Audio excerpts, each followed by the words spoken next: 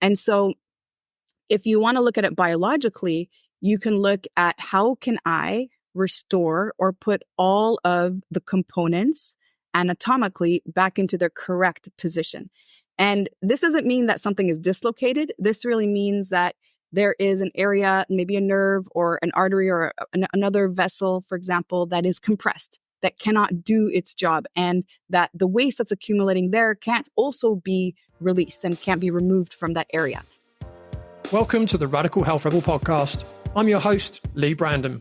This work started for me several decades ago when I started to see the impact I could make on people, helping them to identify the root cause of their health problems that no doctor could figure out, including serious back, knee, shoulder and neck injuries, acne and eczema issues, severe gut health problems, even helping couples get pregnant after several IVF treatments had failed. And it really moves me to be able to help people in this way. And that is why I do what I do and why we have this show.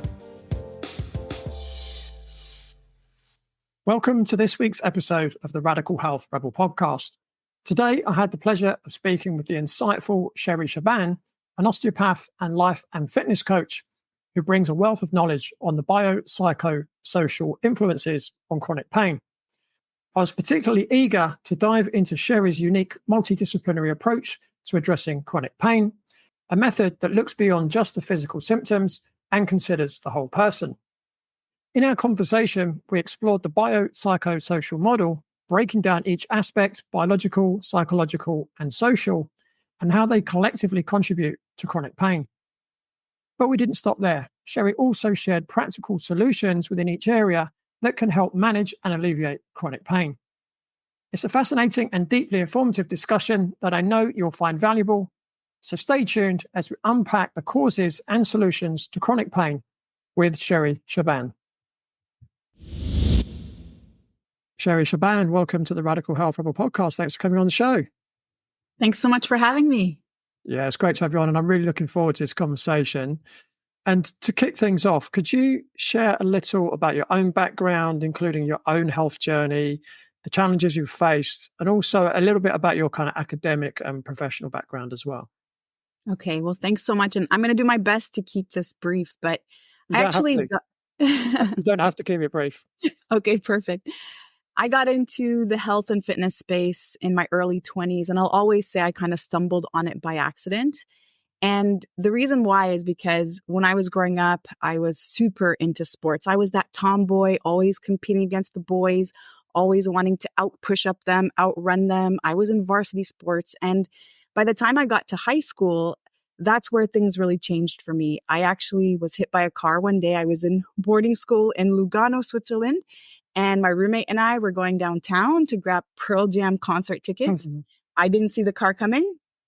And before I knew it, I was just waking up in the hospital, abrasions on my face. I was super sore and I didn't know what happened at that point. But after I healed and they threw me back in, because back then they didn't diagnose concussions or anything else, I started to feel intense pain in my glutes, and it was radiating down my legs and getting worse and worse and worse. And at first I thought it was muscle pain. I had been out of training for a couple of weeks, but then it got to the point where I couldn't walk. I couldn't take a shower on my own. And that's when I went to see a doctor. And I learned that I had severely damaged my spine from that injury from being struck by the car. And I needed an emergency back surgery. And so by the time I turned 17, I had my first laminectomy, so partial laminectomy, where they remove a piece of your spine, a piece of bone from your spine and allow space for that disc to expand. And I was told also by doctors that I was never allowed to play sports again. I could maybe walk very lightly on a treadmill. And if ever one day I were to become pregnant, then that would also impose a lot of risks and a lot of issues. And so that was one bitter pill to swallow. And I remember that was such a devastating moment in my life. I remember slamming my fists on the doctor's desk and just being very, very upset because sports was my life. Like, that's how I always identified myself. I was the athlete. I was that competitive person.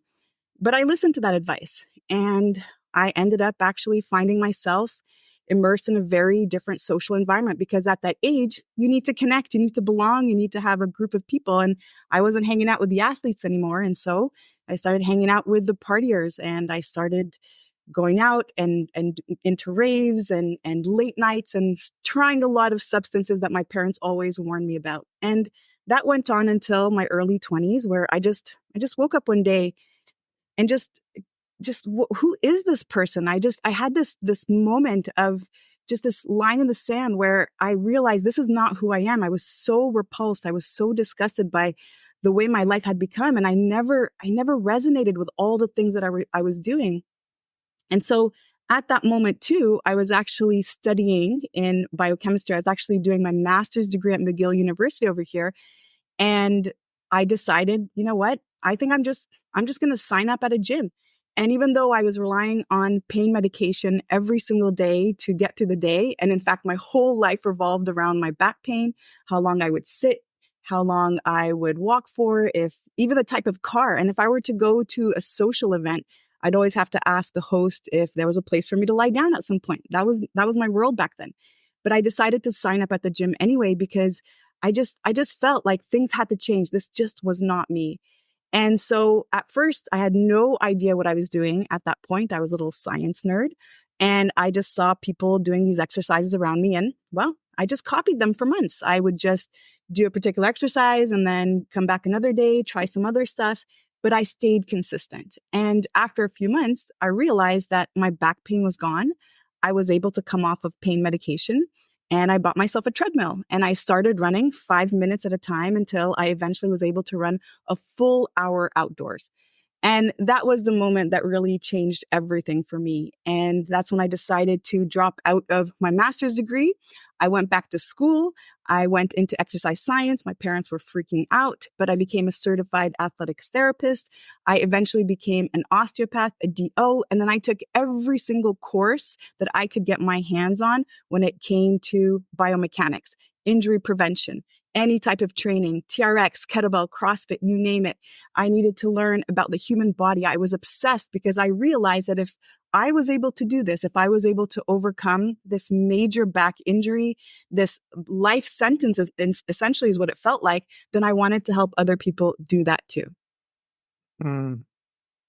Yeah, that's certainly an interesting story. I don't know, and I don't know if you know, but I mean, I've not had a quarter equina, but I had quite a severe L4-5 disc bulge and a moderately severe L5S1 disc bulge as well about 11 years ago, and that was quite a journey. I mean, I knew how to rehabilitate that injury, but it was still a 22-month journey. So yeah, I can and I've obviously seen many people over the years who come to see me with a similar kind of injury, and they've got absolutely no clue, what they need to do to put it right. And quite often, probably 100% of the time, the people also don't know what positions to move into to not make it worse as well, right? Right. So yeah, I can certainly empathize with that. Although it sounds like your condition was probably worse than mine. Yeah. And it's so interesting what you're saying, because usually what the doctors will say to you is rest. You've got this back injury or you've got this pain, so rest, do less. And it's interesting because I was saying during that point where I signed up at the gym, that was the time in my life I was struggling the most with back pain. I mean, this was excruciating. And I always jokingly, I say, I've given birth to 2 babies and I would rather give birth every single day for a month than to ever endure sciatic pain ever again. And so it is super intense, but the advice that's always given, and especially at that time, that was like 1996, So they're telling you do less and you should continue to do less and then stop doing all the things that essentially are stabilizing and making you stronger and really helping actually to recover that injury. And so that's why I had stopped all sports. And even at such a young age, I mean, I was 16 years old when that happened. At such a young age, I became very sedentary. And it was the exact opposite of that lifestyle that I had been so accustomed to. And that's why it got me to that point where it really then just became this thing that took over my life entirely. So anyone who's suffering from low back pain or sciatica, it's very different now. I think the modalities that are present and the advice that's given today and just the amount of treatment that just kind of turns away a little bit from that modern type of medicine is really, really important to explore. And if ever you're given this diagnosis where you're never allowed to do anything again, that's the moment where there's that red flag coming up, and you should Mm, definitely get curious and start exploring what else is out there in terms of options. mm. Yeah, one of the things as well, you mentioned that it was actually in my head before you said it, and, Mm. and one of the things you said was the fact that you could no longer exercise. It kind of challenged your identity, because that's who you were, and I had exactly the same thing, and that's why I was thinking it when you were speaking, because when I first had that injury, if you can call it an injury, um, I I remember walking down the street. Well, and I was dragging my left leg along, and my left leg, Yeah. I couldn't. I had a dropped foot. It was Mhm. very difficult. And I remember thinking, what if I can't do my job anymore? Right? If Mhm. I'm working with someone in the gym, or I'm doing a hands-on treatment on someone, and I can't bend, that does that mean my career's finished? Am I not going to be able to go to the gym anymore? Am I not going to be able to play tennis? And it really kind of made me think, wow, am I losing my identity now? And I found that really scary. Did you find that as well? Yeah, absolutely. And especially at that young age. And this has happened to me a couple of times in my life, but at that young age when you're no longer resonating with who you are, who you always believed that you are, because the greatest and most powerful force in the human psyche is that self-concept. It's who we believe we are. And especially growing up, that's how everyone also knew me. And that's how my parents always knew me. And that's how they introduced me to people. And so this is just who you wake up thinking that you are day in, day out. And all of a sudden that's taken away from you so abruptly. And the side effect of that is you're really lost. You're super disconnected. And so it's just a way for us to understand also how powerful that force is. And for me, in my case, I actually had to rewrite that identity, because the rest of my story is after that I got into the health and fitness space, and then I started to do one-on-one training. I was driving to everybody's house all over Montreal, and then I opened boot camps in parks, and then eventually opened CrossFit gyms. And so while I was doing all that, and especially opening my first CrossFit gym, CrossFit Westmount, which was the third CrossFit gym in Montreal actually to open, I started feeling that sciatic pain again. So it did come back. And it came back because I wasn't respectful of my body. The signs were there, the cues were there, but I kept pushing because I had a deadline. I had invested a lot of money, and I told people I was going to open on this day. So I really, really pushed my body so hard. And I remember that last day where I was rushed to the hospital by ambulance. I remember that last day, I literally was bending down to sand a plyometric box because we painted everything. We set up the whole thing ourselves. I sanded the plyometric box. I stood up, and then all of a sudden I collapsed to the floor. And the pain was so intense. I went to the hospital. It was on a Wednesday. I stayed there until Friday morning. And on Friday morning, they did another emergency surgery. And that was the time where I was millimeters away from cauda equina. It was an emergency surgery. And that was a very, very scary moment in my life. And okay, I thought I regained my identity. I overcame that party scene, and here I am. I've got a story, and I was able to come back and overcome back pain. Oh my God, but I'm doing this again, and I'm opening my first gym. And so that whole entire first year, actually, when I opened CrossFit Westmount, I wasn't able to train. I hid in the background. I would go to the therapy room. I was just doing, treatments on the side. I was working privately with a yoga instructor, just learning how to bend forward and touch my toes again. And I didn't want anyone to know that I owned a gym. I didn't want anyone to know that I was the owner. And even on the website, so none of the photos were mine. It was always of the other coaches. And I was so ashamed because here I am. I'm supposed to be a coach. I've got all these letters behind my name, and I can't even demonstrate a single squat.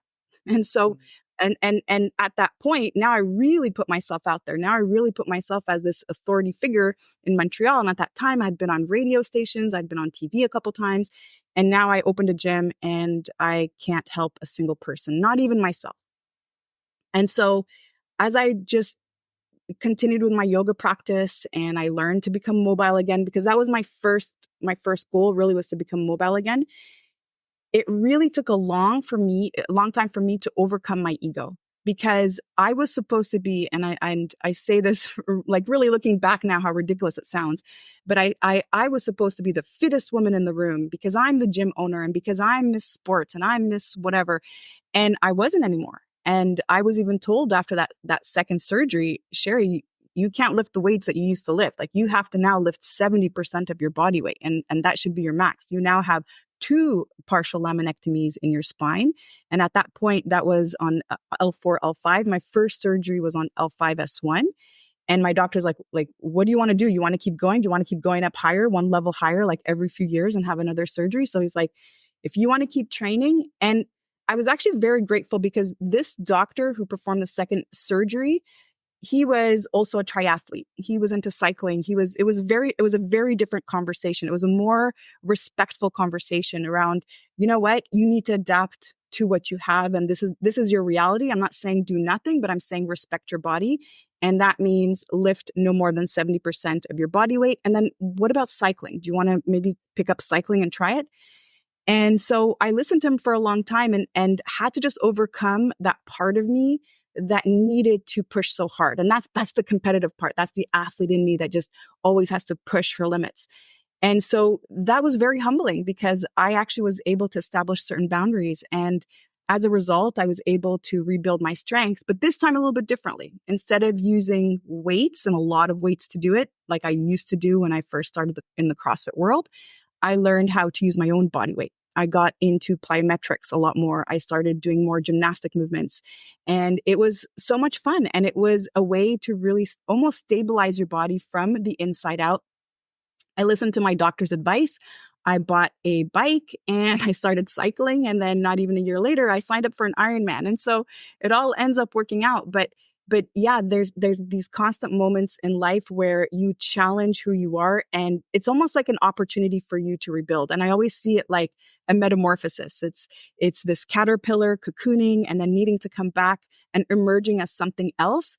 And the beautiful part about being on that other side is your story, right? It's a story that you get to share, because if you're that fitness coach or if you're that fitness professional who's always had it really good and everything's always been okay and they've never had any struggles and nothing's ever happened, well, it would be so hard for you to ever touch or resonate with anybody else who's going through such a hard time. And with every single story that makes it a good story, we always need a villain and we always need a hero. We need a storyline, right? And so the villain for me was the back surgeries. It was a lot of these different things that happened in my life where I had to rebuild myself. And the more and more I shared my story and I shared how, you know what, it all starts with desire. It all starts with a desire to no longer tolerate where you are now. That's really that starting point.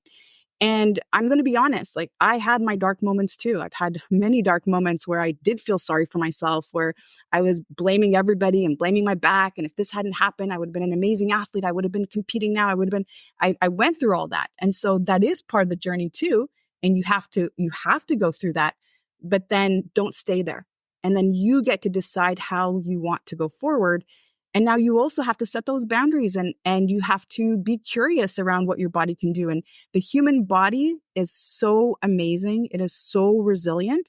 And when you respect it, when you honor it, when you give it all the things that it needs, the things that serves it, it's amazing what it can do back for you. Yeah, I completely agree. Yeah, it's quite interesting. One of the things you said quite early on in this conversation, I want to come back to, because I think it's going to open up the rest of the discussion. And you said when you were young, you always wanted to do more press-ups than the boys and et cetera, right? Where do you think that comes from? Ooh. This last year, I've been on this beautiful journey of just really deep self-discovery. This comes from a very, very spiritual exploration, let's call it. And, I realized growing up, I grew up with a father, his background's Egyptian, my background's Egyptian, a father who was always very protective of his girls. So it's the four of us, we're four siblings. And I have two brothers and one sister. So we have two girls and two boys. And the way that my dad always kind of treated us was there was a really, really big difference between boys and girls. And he'd always say things like, girls are like delicate flowers and, they're like pieces of chocolate. And it's like they were like these fragile things. And I remember just seeing my brother and he was always in his shorts and he just wanted to play outside and get dirty. And I was told, you're wearing a dress and here are some dolls and it was okay to play with dolls, but I also wanted to put the shorts on and I also wanted to go get dirty and go play in the park and do all these things. And so I think it stemmed from there. And it was this reminder that, girls have to be careful and they're vulnerable and, well, they're prey essentially. And they're less strong and all these things. And these are the things that have been hounding in my mind. My father's been just on repeat as a kid. And it's interesting because my sister and I got the same upbringing. And for whatever reason, my reaction was very different. And I realize now I have more of a rebel tendency. I have more of that type of personality that's just got to prove it wrong. And it's probably what helped me overcome my back injuries. But I'm pretty sure it stems from there, just always needing to prove that women are just as strong, that we are just as independent, that we're just as powerful, and that I can do that. And so I just remember even, in school, like, and I have to admit this, and this is so terrible, but I was that girl who would tell the boys, like, you and me, 3 o'clock in the playground, like, you meet me. I did that a few times, and a lot of moms would come to my parents' house and knock on the door because I beat up their son, and I don't know that it was like this. It was, yeah, exactly. And I'm saying this now publicly and live, but this is truth. And it comes from that not enoughness. It comes from, I'm not strong enough. I'm not powerful enough. I'm not independent enough. And so I always had that need to and desire to just prove that wrong. Mm. Would you class yourself as a overachiever? Oh, not at all. Yeah, definitely an overachiever. And I think the word is obsession. And when I lock into something that I want to do and there's desire behind it, I am so focused, like nothing can get in my way. I'm so obsessive. I have to make it happen.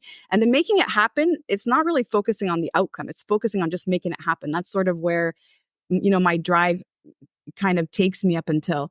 So it's something I've noticed has always been in me. It's always, sort of just been my second nature and I think it's also my type of personality. I'm a super type A personality. I'm a perfectionist when it comes to certain things, when I get obsessive with certain things. And at the same time, I'm able to abandon certain things when they're not working out and pivot really quickly, which is something I had to do in the pandemic as well, when I had to close down my CrossFit gym. And so I think there's that balance that I tend to notice in my character in both scenarios. Mm. Yeah, it's interesting. Again, I'm asking that question because I can relate to that as well. Because growing up, I loved sport, but I had to win. Right? If I didn't win, I was not happy. Right? Mm-hmm. And it wasn't until later in life I kind of looked back and why was I like that? I mean, if up until the age of 13 or so, if I lost at sport, I'd be the one throwing a tantrum or throwing equipment around or whatever, right? I would do everything to win, and looking back, it was like, where did that come from? And when I was young, even though I was actually quite good at most sports, my dad would always criticize me, right? And I remember so I know you guys call it soccer, we call it football. Right. I remember playing a match one day. My team, I played in a good team. We won 4-2. I scored 2 goals and I thought, I played reasonably well. And I remember my dad just criticizing me and I just thought, what more do I have to do? Right. So that just ends up in your subconscious. And obviously what do most boys particularly want to do? They want to please their father, right? And it just got ingrained in me that I have to be the best at everything because nothing is ever good enough. And that's why I kind of asked that question, because I kind of thought maybe it's something similar, but it is more of a male thing than a female thing. Because generally, we look for validation from our fathers. We look for inspiration from our mothers and validation from our fathers. And I definitely got inspiration from my mother, but I didn't feel that I got validation from my father. And it's not something that he did consciously either. And he even said to me, probably about 15 years ago, doesn't seem that long ago to me now, but he kind of recognized that. And he said, the reason I was like that, he said, because I was never as good as you when I was Hmm. young. And he said, I didn't really know how to handle it, Right. you know? So that was really interesting. So, Yeah. and I thought it's quite good to cover that before we get a little bit deeper into this conversation. Yeah. Yeah. And, obviously we're going to get deeper into physical conditions and pain. But before we do that, can you explain what the psychosocial model of health is? I can almost say that. So psychosocial model of health. Can you explain kind of what that is? And then we'll go into a little bit more detail. 42-year-old Chris came to see me whilst training for his first marathon. Initially, Chris wanted manual therapy on his calf muscles, which were taking a pounding from his long runs. I did recommend to Chris several times that he really needed a full exercise, nutrition, and lifestyle program so he could complete the marathon in the quickest time and to minimize his likelihood of injury. However, 6 weeks from his first race, Chris suffered a debilitating back injury that meant he was unable to walk and was devastated that all his hard work had gone down the drain. Chris hobbled into my treatment room the next day to see if we could salvage the situation. I suggested to Chris that he do what I recommended all along, and if he did, he'd probably have a 50% chance of completing the marathon. So I've gave Chris a full physical assessment and then devised a comprehensive exercise, nutrition and lifestyle program. And full credit to Chris, he gave it 100%, totally dedicating himself to the program. Days before the race, Chris came to see me for a final tune-up and to ask whether I thought he was ready for the race. I suggested he start the race, but to stop if he felt any back pain, as there will always be other races. I received a text message from Chris the afternoon of the race to say that he completed it in 3 hours 42 minutes and he had no pain and had little to no muscle soreness. Chris has since gone on to run multiple marathons in impressive times. So if you're suffering from back pain that's preventing you from doing something that you love, why not arrange a consultation with me at www.bodycheck.co.uk so I can show you what's causing the problem and how you can get back to performing at your best. Now, back to the podcast. Yeah, sure. So this is an opportunity for us to globally look at our health or our fitness or even any transformation that we're trying to achieve on many different levels. And if you notice in the fitness world or, when you're scrolling on social media, a lot of times what's offered to us is what's happening biologically. So calories in equals calories out, or this is what happens with carbohydrates, or these are the diseases. And so we tend to just focus on what's happening in the body, what's happening just in relation to whatever we're ingesting, whatever we're consuming, however much we're moving. And even when it comes to injury prevention, even just the modalities that are applied. And so the unfortunate part of that is that it just gives us a very, very small piece of the puzzle, because there's also a psychological effect and component of healing or transformation or progress or anything that you're trying to do. Even if you're trying to launch a business, there's a psychological component to that. And then there's also a social component to that. And why this is really important is when you can address all of these different areas during your treatment protocol or during, let's say, your program prescription or when you're working one-on-one with a client, if you can bring all of these things in, then you have a way bigger picture of what's going on in the person, in their body, and really in their environment. And so I started off by saying we tend to just tunnel vision and just look at what's happening biologically. But psychologically, it's also really important because psychologically, it also not only comes from how we're feeling mentally, but also where our nervous system state is. And the part of the nervous system that I refer to and that I always work on is the autonomic nervous system. And the autonomic nervous system, we may know it as fight or flight or sympathetic nervous state, or we also know it as rest and digest or parasympathetic. But I refer to them as protection mode for fight or flight, sympathetic, and then safety mode for parasympathetic. And so if you're familiar with this part of the nervous system, then you know that it's that part of the nervous system that is not under our voluntary control. So that's our heart rate, that's our breathing, that's the food that's digesting right now, that's all the hormones, enzymes, everything that's happening in the body that we don't have to command it to do. And so the other thing that this part of the nervous system controls is also our thoughts and our emotions. And again, if we're focusing just on the biological part and the biological part of this model, we're only going to be told, oh, this happens, vasoconstriction happens, and heart rate increases, and here heart digestion happens. But what's also happening is there's a major impact on thoughts and emotions. And so let's talk about protection mode, because this is the nervous system state that I see most people locked into. Because number one, we have unresolved traumas. We don't deal with them appropriately in our society. We are not trauma informed. And then number two, we're always being bombarded by do more, kind of what we were just talking about earlier, not enough, and don't rest, and you're done with a project, jump into another one, and all these life events, and make more money and have more things, and go. And then of course, social media, and we're constantly on. So the majority of the time we are locked into protection mode. And so what happens when we're in protection mode is, yes, on a physical level, the body starts to slow down metabolism, right? It's focused on survival. It starts to conserve energy because it's actually preparing for a famine. So those of us who are locked into protection mode could find that it's hard to release weight, could find also that no matter how much we try to do things, we're always feeling tired. Movement feels very sluggish. And so it's what I tend to see in people who are locked into protection mode. They have a slowed down metabolism. The things that they used to do in the past doesn't work as effectively for them now.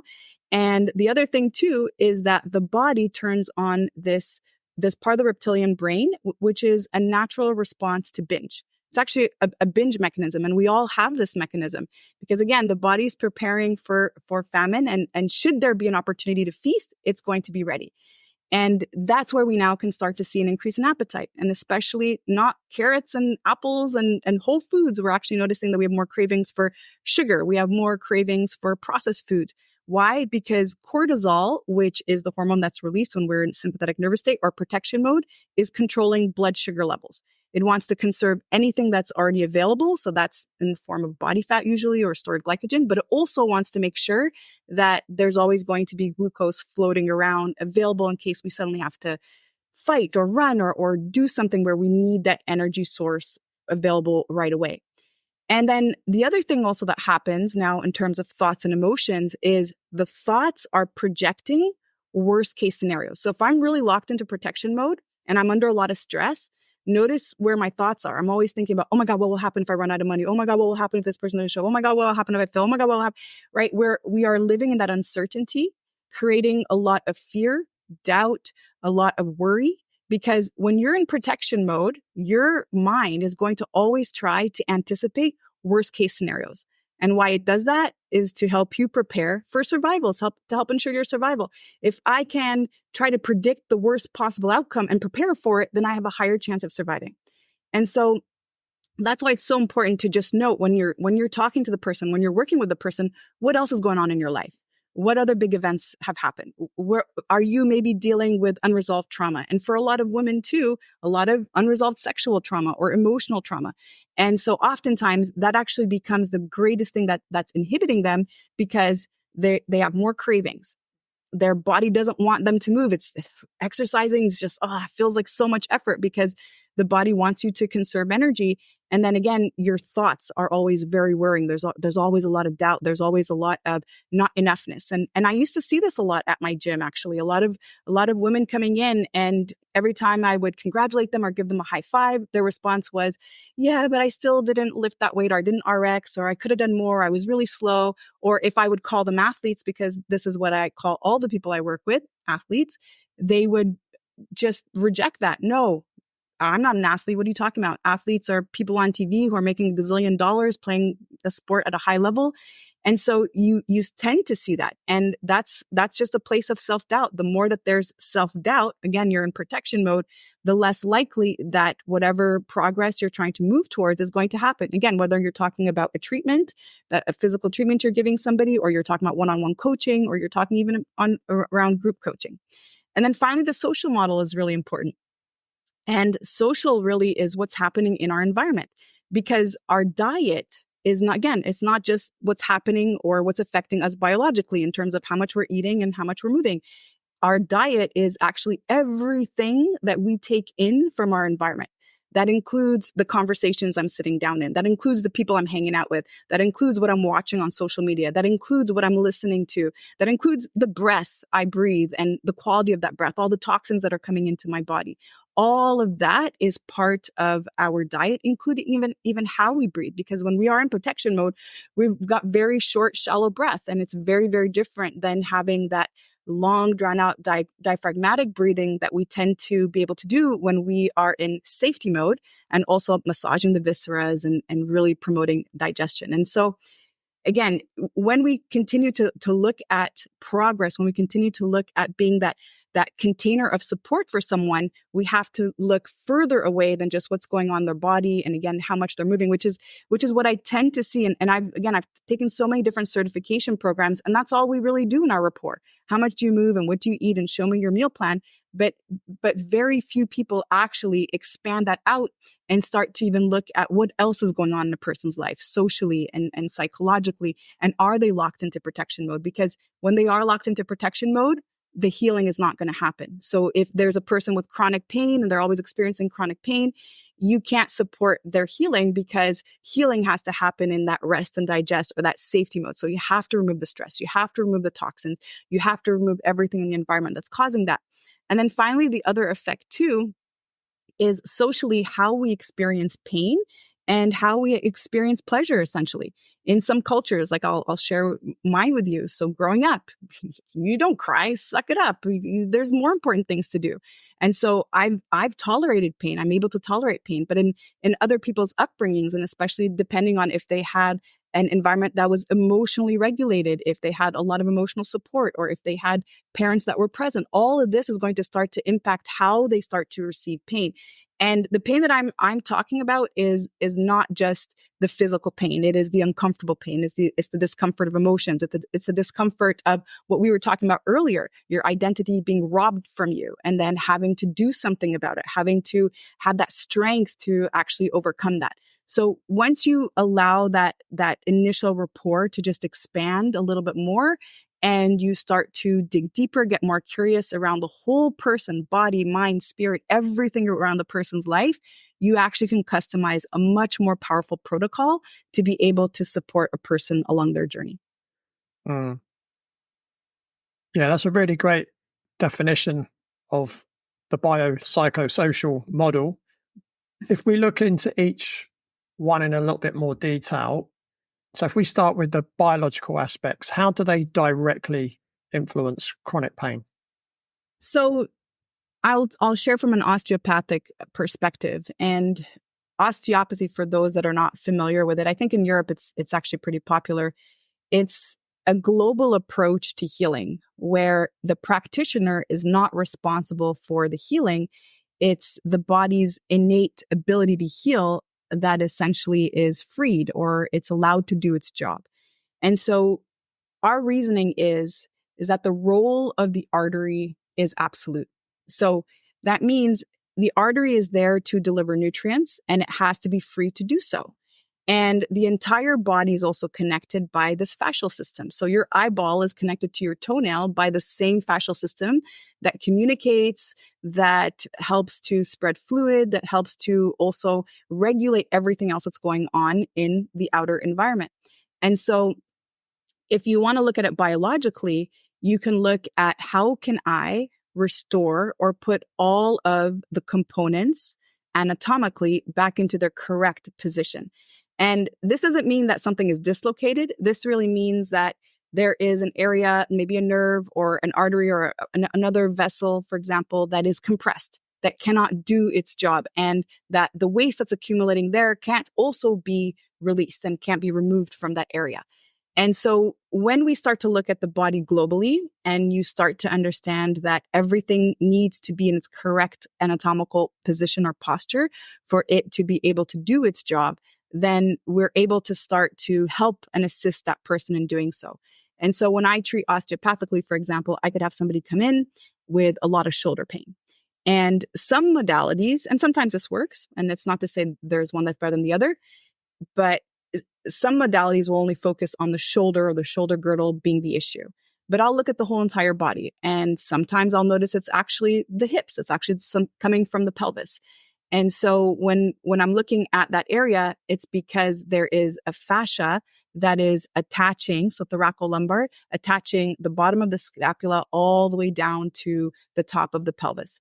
And so when you look again at a more global approach, you're able to free certain things. You're able to allow the body to do its job, you not being the person who's healing or treating anybody, but that innate energy, life force within us, chi, prana, whatever you want to call it, is what's actually responsible for its own healing. It's really good to hear you say the word posture, because I don't know if you know, but a lot of people in the kind of pain science world tend to tell people that there's absolutely no link between posture and pain. And I mean, it just seems like one of the dumbest things I've ever heard. I mean, if you just think of the head, right? So the head is pretty heavy compared to the rest of the body. Now, the further your head goes forward, right? Like if you walked around all day like that, with your head poking forwards, I can guarantee you by the end of the day, your neck's going to be sore and you're probably going to have a headache, right? Yeah. I mean, that's just one simple analogy. But if you think of it another way, imagine if you're holding a bowling ball close to your body, you can probably hold it for a fairly decent amount of time, right? Especially if someone's got guns like you, right? And then if you hold it a bowling ball at arm's length, you're not going to be able to hold that for very long. Right. And it's the same with our body parts, right? You're putting more stress. Like if you're holding a bowling ball at arm's length, you're putting on a lot of stress through the tissues, right? Through your shoulder joint, through your elbow joint, through the wrist joint, all the muscles of the upper extremity, they're going to be under a lot of stress. But compared to holding a bowling ball against your chest, your arms are doing almost nothing. Right. So it's crazy for me when I hear people say that. And what's quite interesting, when you actually look into the science that they quote that proves that there's no link between posture and pain, actually, when you look at the science, it actually does prove that there is a link between posture and pain, right? They've just they've just not really understood what they've read. Yeah, absolutely. And not all structures in the body are weight bearing, right? That's also the other thing. So to your point, when you have that forward tilt, let's say the chin, and now there's other tissues in the body that have to take that weight of the cranium, and that's not its job. And so that's why we'll see knee replacements and we'll see back pain, right? So when the pelvis is tilted too far forward or too far back and there's no lumbar curve, you're going to see other structures having to take on that load. And I mean, this is just Wolf's Law. They're not designed to support that load. And so over time, there's going to be massive deterioration. And that's when we start to see that breakdown. And so it's absolutely important to have a structure and also posture being a big part of your healing protocol. Yeah, I mean, we're talking about the lower back in particular, and you mentioned, if someone loses their lumbar curve and they're flat, rather than the vertebral bodies and the discs taking the load as they should, now all of a sudden the anterior vertebral body and the anterior discs are taking excessive load. A lot of people compare the disc to like a jam donut, right? Or what you might call a jelly donut. I'm not sure, but jelly donut, jam donut, same thing, right? But if you've got all that pressure on the anterior disc, it's going to push the nucleus posteriorly. Exactly. Right. And if you're consistently compressing the front of the disc, over time, you're going to start to get tears to the annulus of the disc. And eventually, as we've both experienced, that nucleus can escape, right? And that's when we get that huge amount of pain and inflammation. And then, for some people like you end up under the knife in a surgery theater, and it creates a very challenging life, shall we say? Right. So there's I mean, on the physical side as well, just talking about pain, even the things you eat can cause pain, right? So, everyone knows that, if they eat something probably they shouldn't have done, they can get pain and bloating in the abdomen. But what a lot of people don't realize is that can also lead to what's called a viscerosomatic reflex, which inhibits the type 1 muscle fibers, which help to stabilize the spine. right? And now you've got an unstable spine and you go about your everyday life and sport and whatever else, and that's going to cause an injury as well. And that's another, physical problem. But then that could actually come back to social, because people are eating what everyone else is eating because they feel like they're going to feel left out, or people's going to criticize them if they're eating something different to everybody else. So that's where this biopsychosocial model comes in, right? One of the things that sprang to mind when you were speaking as well, when I used to practice in central London, which I did for many years, I had a whole community of Islamic Pakistani clients, right? So a lot of the men worked in the City of London in finance, and it'd be them and their wives, and then they would be really pleased with the results they got, so they would refer someone else. And I had this whole community of Pakistani Islamic clients, but I had to treat them very differently, Right. to my English clients, because their community and their culture is very different. Even though they were quite westernized, Right. Pakistanis, I still had to treat them very differently. So rather than me, as an example, say, I think you should probably start, I think it'd be a good idea for you to maybe meditate every day. I would say, what I think you should probably get back to doing is maybe doing your 5 prayers a day, right? Right. Yeah. Because that's their culture. So things like that can be very different. So that was a little bit about the physical factors that can lead to pain. Can you maybe talk a little bit about the psychological factors that can lead to pain? I'm briefly interrupting this episode to remind you can now hear an extra No Punches Pulled episode every month with an amazing and almost certainly controversial guest who's not scared to put their head above the parapet. These guests are exposing lies and corruption, sharing their stories of being gaslit or cancelled for telling the truth, and offering real-world solutions to achieving optimal health and maintaining freedom amidst increasing censorship and restrictive regulations. These are the types of episodes I started producing back in 2022, for which I was cancelled on Facebook, Twitter, YouTube, and deplatformed from LinkedIn. These additional episodes are for subscribers only. For the equivalent of 1 takeaway coffee per month, you can now become a paid subscriber and receive exclusive access to content the authorities do not want you to hear. I really hope you can support the podcast to help it continue, and also to help me bring you even better, more controversial, educational, and inspiring guests. Subscribing to the Radical Health Rebel podcast is a much more productive investment than supporting organizations that feed you lies, propaganda, and predictive programming like TV licensing, cable, satellite, and major film streaming services. Subscribing to the Radical Health Rebel podcast to receive premium content couldn't be simpler. Just go to the show notes, click on support the show, and follow the instructions. In fact, why not do it right now? And once you've subscribed, come straight back and listen to the rest of the episode. For the equivalent of just 1 takeaway coffee per month, let's rebel against the mainstream narrative and create a healthier, fairer, and freer world together. Thanks for listening and for your support. Yeah. So anything essentially that will trigger those emotions that are hard to regulate. So this could be areas in our life like our relationship. This could also be our financial gardens, for example. This could be our upbringing. This could be our family dynamics. This could be, like I was saying, unresolved trauma. And unresolved trauma is trauma that's happened to you as a child or in your younger age. It could have even happened to you as an adult.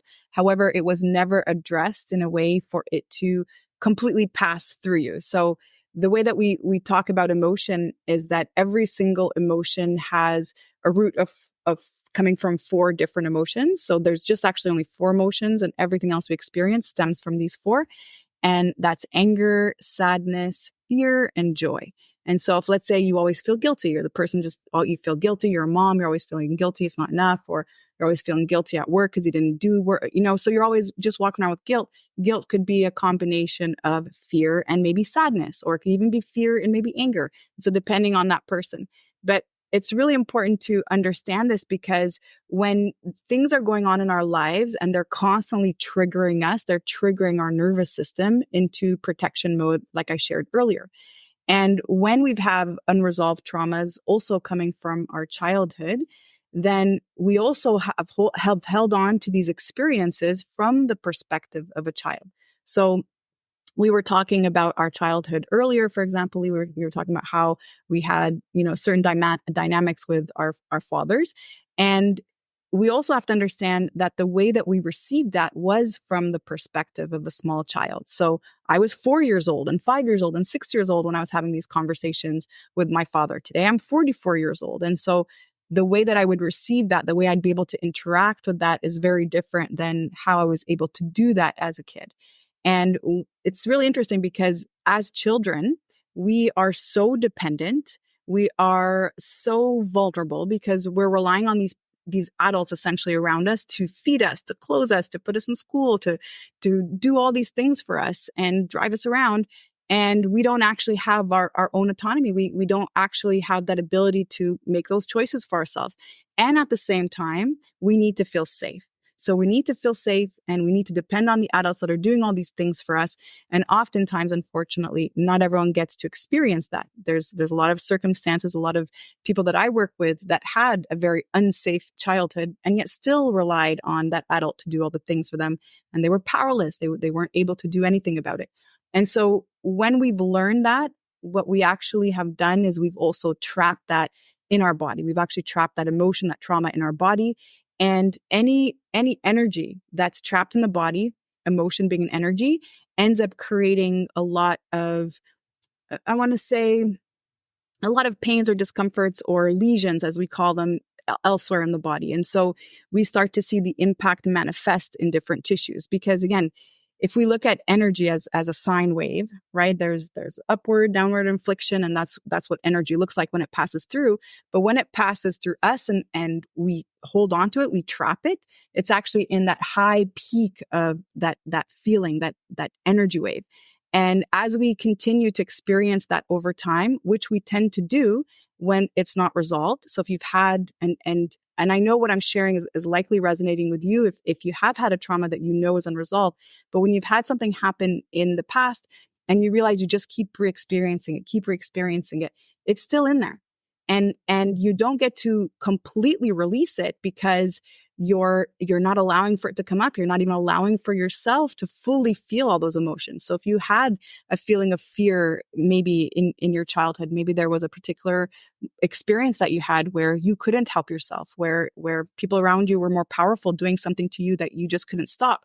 And every time you think of that, you just suppress it, you push it back down because that emotion is too powerful. It's too painful to actually experience. You actually tend to keep that trapped in longer.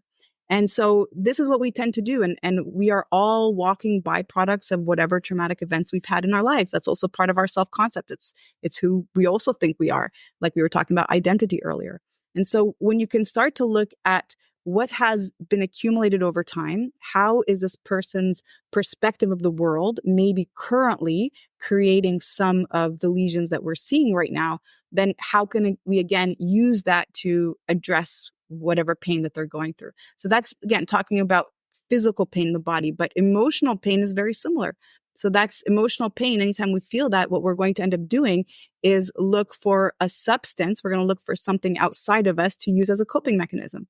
For some people, it could be food. For some people, it could be alcohol. For some people, it could be drugs or overspending. It's really binging in different areas of your life. It could even be having sex, for example, or porn or watching porn. And all of these, again, serve as coping mechanisms. They're all different vehicles for the exact same thing. So that's you trying to avoid that discomfort or that pain of emotion. Mm-hmm. And so, again, this has to be a very important part of our protocol, because especially if we're tending to see that a person has chronic pain, we've done all the things physically. So what, like we were talking about biologically, we've done all the things to release that pain, and it either still keeps coming back or it's a kind of like a phantom pain. Like there's x-rays look okay, all imaging looks okay, and all my testing looks okay, yet they're still complaining about this pain. That's where we could also start to look and start to explore. And we could get more deep into energy centers and chakras and really talk about, where that energy is stored. But essentially, all that I want to leave you with is that everything we experience, everything is energy, and energy has to flow through us. And anything that we've held on to that's not resolved, whether that's from the past or still ongoing in the present, does get trapped in the body and does manifest as dis-ease or even as chronic pain in the body. Yeah, I mean, the chakra system is something that I use, a lot when dealing with physical pain. So, again, if anyone's not familiar, the chakra system, there are different takes on the chakra system, but generally people use the 7 chakra system, and they're in different parts of the body, and they're basically energy vortexes, and for want of a better phrase, they're the connection between the physical body and the non-physical body. And each chakra refers to different functions, certain organs and glands in the body, but also different aspects as well. So as an example, the first chakra deals with safety and security. And it also is the lower part of the body. So, as an example, like you said, someone might have, say, knee pain. They go and get scans and x-rays. No, can't see anything wrong with your pain. It's all in your head is the normal answer, right? You better go and see a psychiatrist.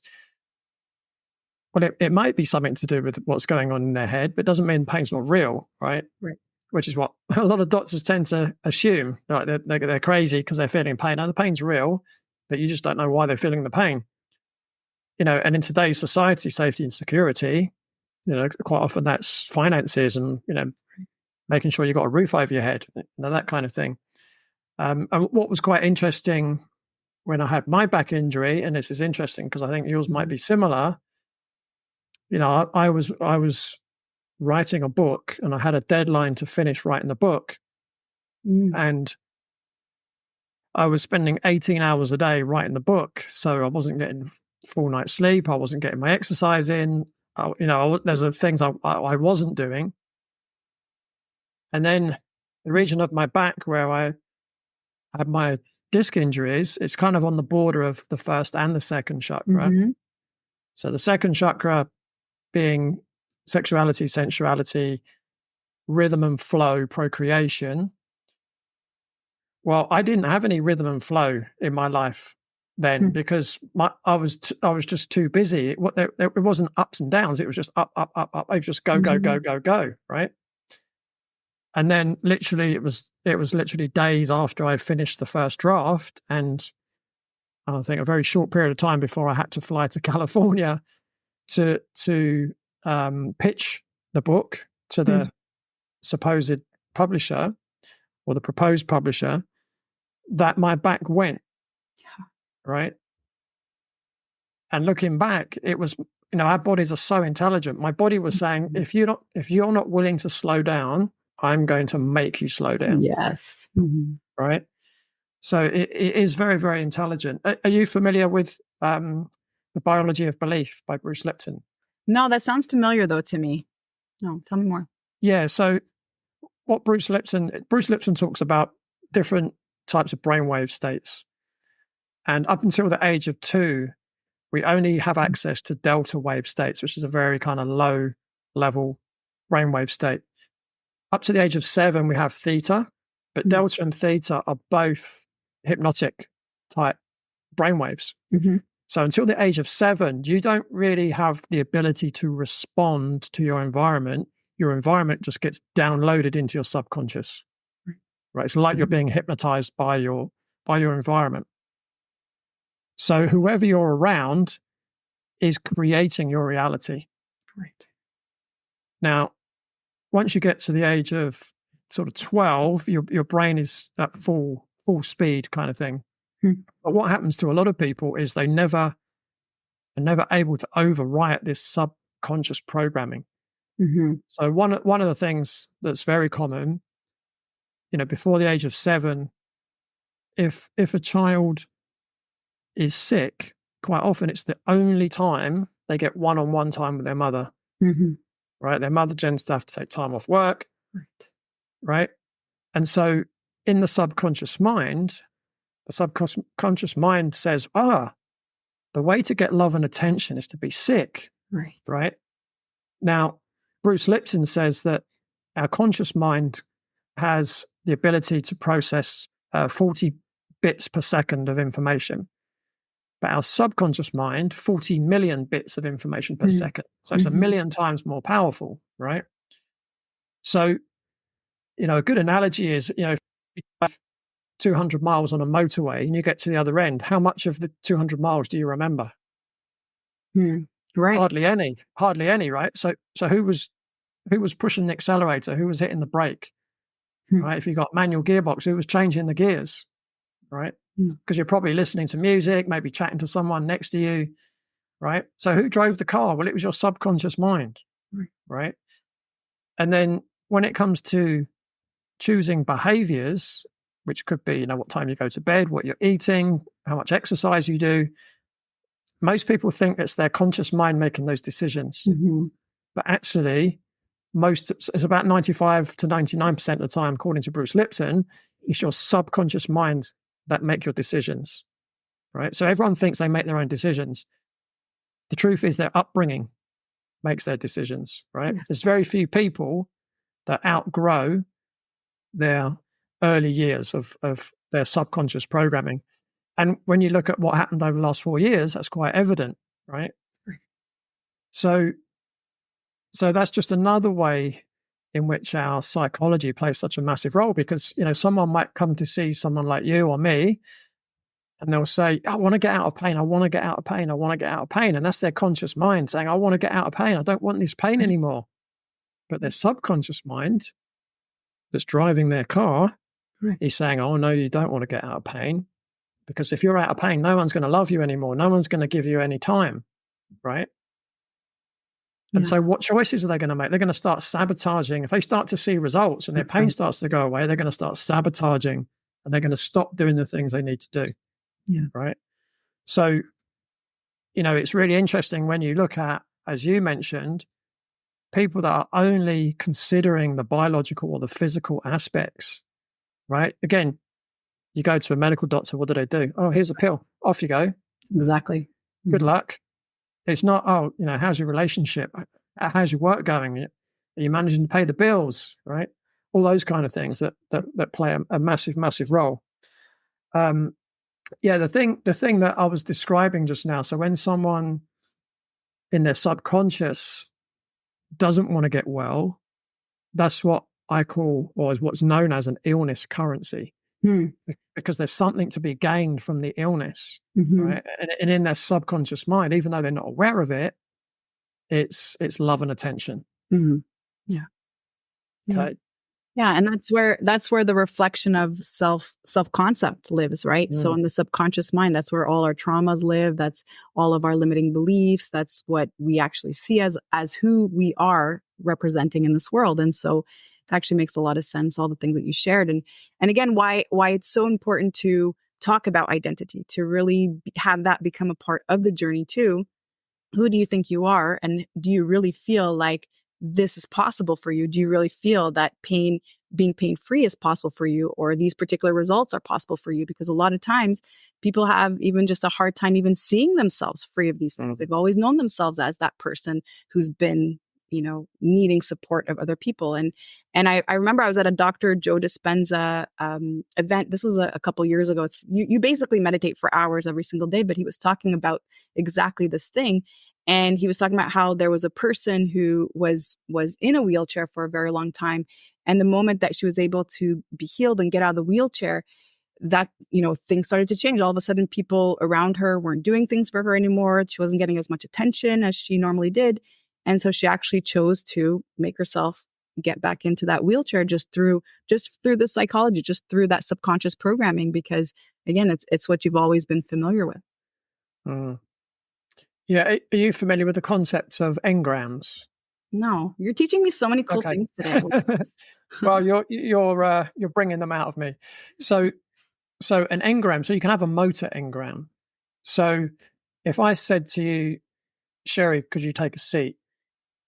You would show me your squat engram, Mm, right? It's your nervous system.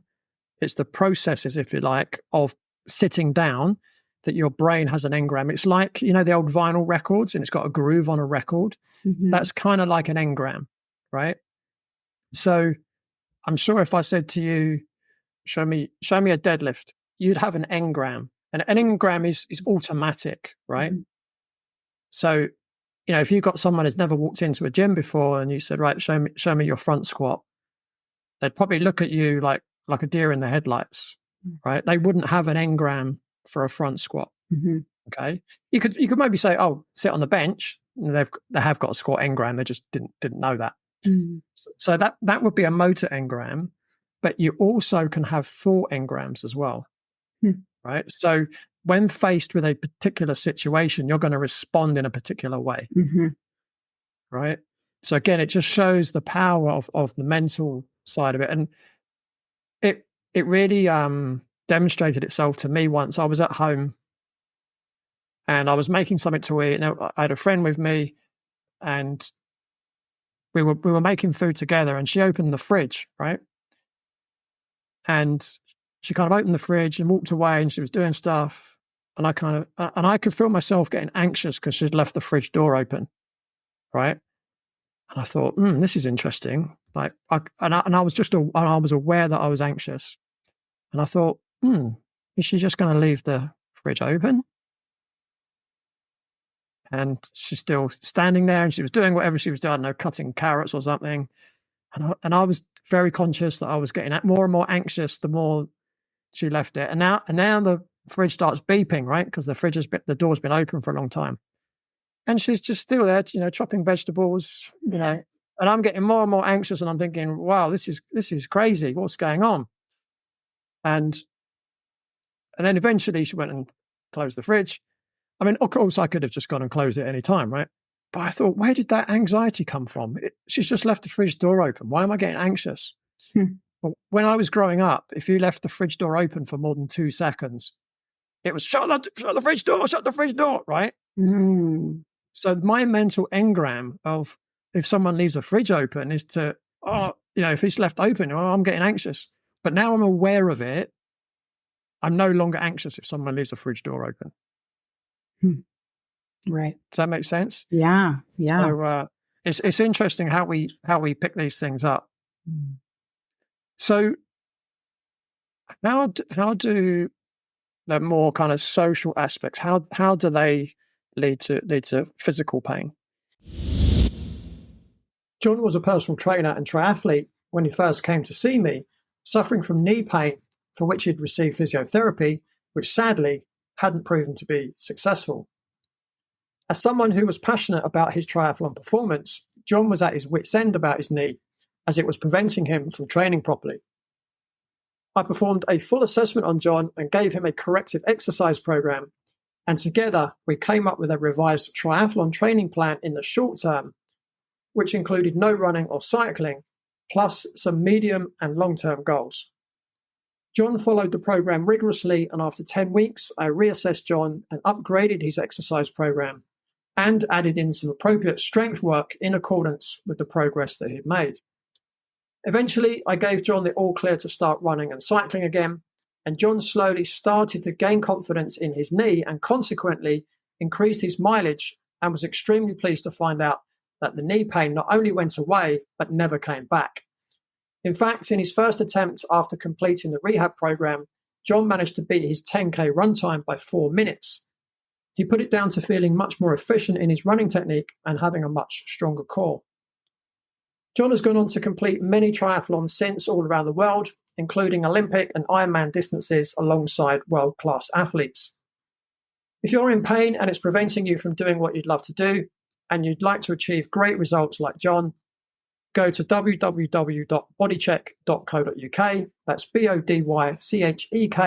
bodychek.co.uk to request your consultation. Now, back to the podcast. Yeah. So along the lines of all the other things that we were saying, just understanding that our outside circumstances, whatever's in our environment, also impacts all the other two things. So the biological as well as the psychological. So again, if we have things in our environment that don't serve us, so let's say we want to make a change around our nutrition and we have things in the kitchen or the pantry that may be tempting to us. It's kind of the exact same thing. And as I was sharing earlier, our diet is not just what we're consuming. Our diet is all the things that we're actually receiving from our environment. So anything that makes us stressed, it could be the quality of our life. It could be the quality of our job. It could be the quality of our relationship. If we are in a very difficult, challenging, or what we call toxic relationship, this also ends up having a very, very big impact on the psychological component. So this one part, just that social part, ends up impacting the other two. Mm. Yeah. Again, I see that as something very, very common that, you do have to take into consideration. Like I mentioned before, if I was working with quite a lot of Islamic, Pakistani clients in London, but simple ones, I've not drunk alcohol for long time, 20, 22 something years, I think it is. Yeah, good job.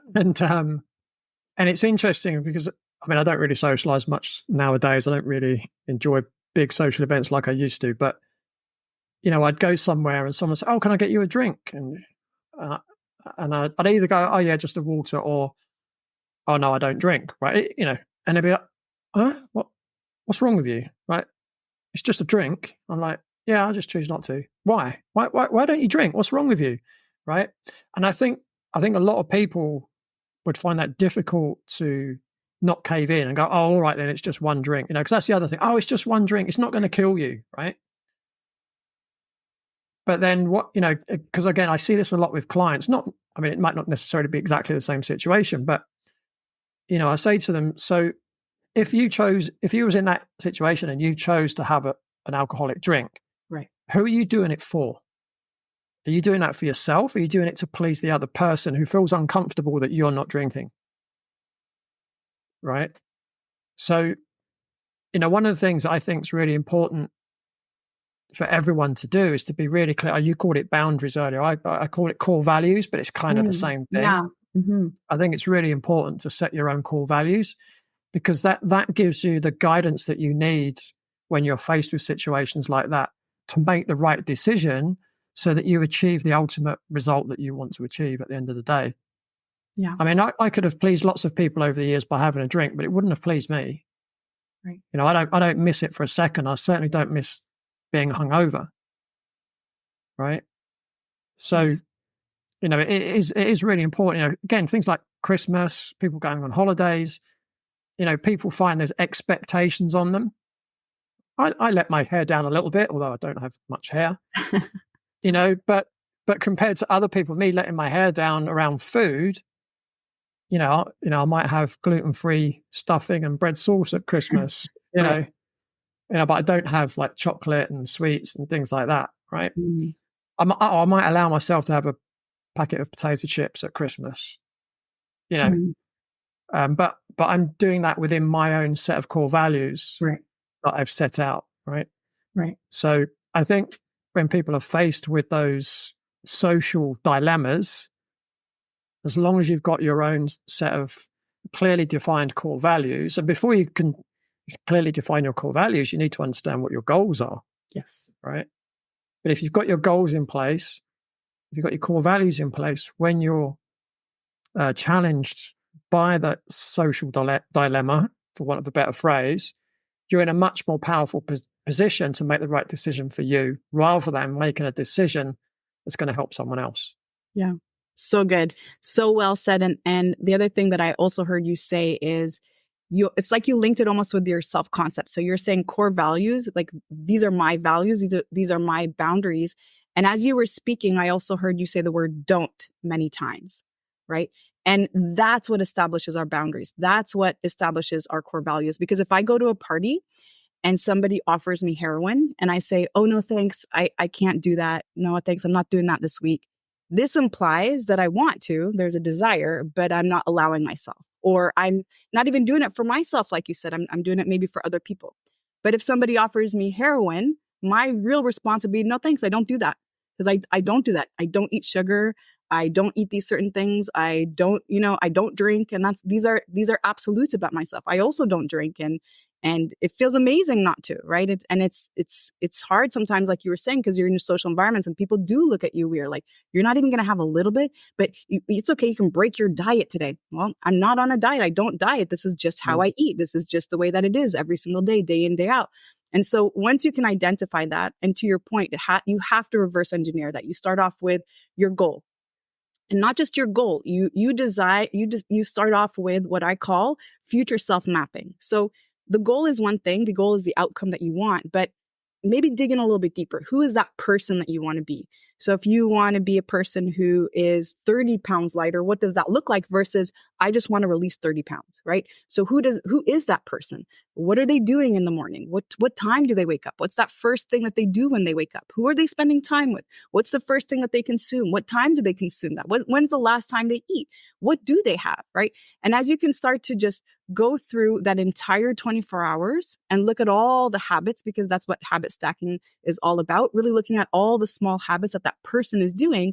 When you repeat that like it's a system, that's going to give you that outcome all the time. That's going to give you that desired result that you want all the time without you having to actually put the effort into it.